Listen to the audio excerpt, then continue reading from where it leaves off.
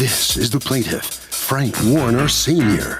He says he plowed the defendant's driveway 9 times, and the louse refuses to pay him for his services. The man made absolutely no complaints. It's been a year, and he wants his gosh darn money, and he wants it now because he worked hard clearing his driveway. He's suing for $270, the cost of the 9 plows.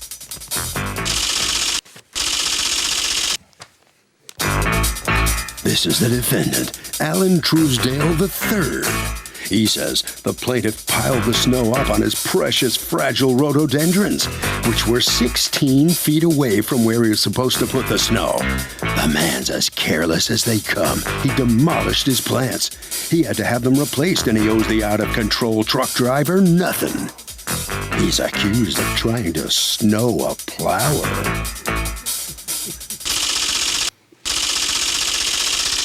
The defendant has filed a countersuit for $250, the cost to replace his rhododendrons. All parties, please raise your right hands.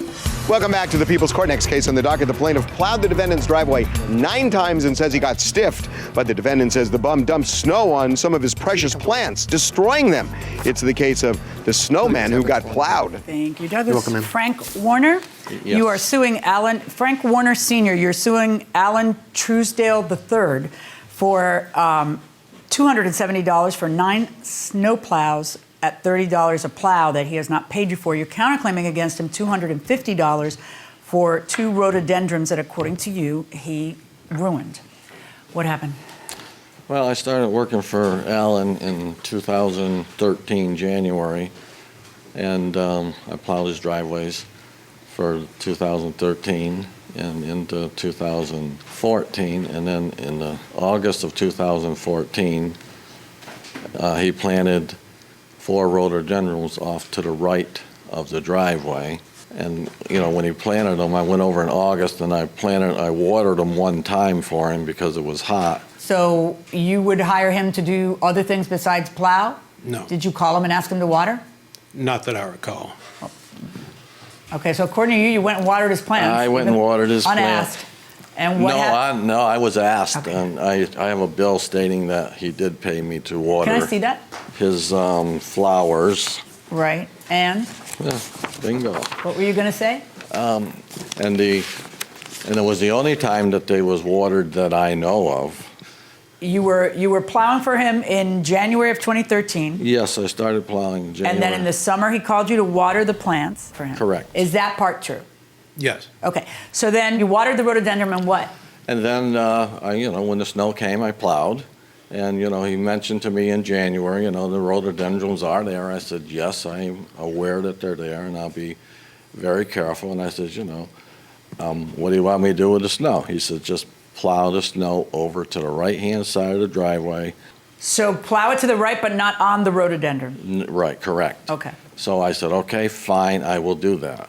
So, and I did that, and then at times when I was over there plowing, I see the neighbors, which is a 3-family apartment house next door, throwing the snow on the rhododendrons. Shoveling? And shoveling the snow onto the rhododendrons. Did you ever tell him that? Yes, I did. Did he ever tell you that the neighbors were shoveling snow onto the rhododendron? I don't remember. Okay. What's your He defense? might have. He wants you to pay him what you owe him. What's your defense? Okay, so the guy says, I don't remember. Is that an admission?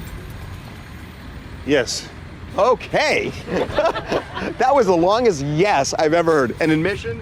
Absolutely. He should have gave a definite yes or no, and by his hesitation, it definitely sounds like he's not sure. Fair enough. Going inside the courtroom. Well, first of all, perhaps it would be useful to you to have the situation. The most in useful hand. part of what you're about to hand me is the size of those pictures. God bless you. Judge-friendly printing. I love this. The first 2 show the general context, and the last. This is a rhododendron. That's the row of the rhododendron. And this is a way to go into the house. Around to the left of the garage, yes. Okay. Those I just took recently, and the replacement rhodos are the ones that are there. So in these pictures are the replacement rhododendron. Yes. What's that a picture of? The smashed rhododendron. But how do you know that he smashed the rhododendron? As opposed to snow or the neighbors, or? Well, it was Because it was a harsh winter. If you look at it, it was cut and flattened and run over. How do you know the neighbors didn't shovel their snow onto it? It wouldn't have mattered. They were perfectly okay covered with snow. That doesn't make any difference. This spot could get more snowfall than that spot, right? So what you acknowledge that you owe him $270 for plowing. You're just saying I shouldn't have to pay it because he ruined my rhododendron? Basically, yes, because well, first of all, let me point out the fact that he came over to look at the whole situation in the summertime. And I told him, he looked at it and he says, well, I don't have any place to put the snow. And I said, Frank, don't worry about it. I keep my car on the left side of the driveway. I'm sorry, where'd you want him to put the snow? Here's a picture. On the right-hand side of the... Right, so between the drive... No, I only needed the left side plowed. He could have moved it right over in front of the right-hand side of the garage. So in between the rhododendron and you? Yes, which was 12 feet to the total edge of the driveway and another 4.5 feet to the rhodo. Okay, so. But see, here's the thing. Everybody who comes to court and sues has a burden of proof. Who's the fellow with you, moral support or a witness? Moral support. Okay, has a burden of proof to prove what they are saying. He has a lawsuit against you, and what he's saying is, I plowed 9 times, he hasn't paid me for those 9 times, which you acknowledge. He's proven his case. What you are saying is, but Judge, I shouldn't have to pay it because, look, he smashed my rhododendron. And that's the part you have to prove. Did you smash his rhododendron? No, I did not. Okay, how are you going to, because it's not like he's saying, hey, sorry, I smashed him. It's not like you have a witness seeing him plow that way. It's not like you have a picture showing the snow that way.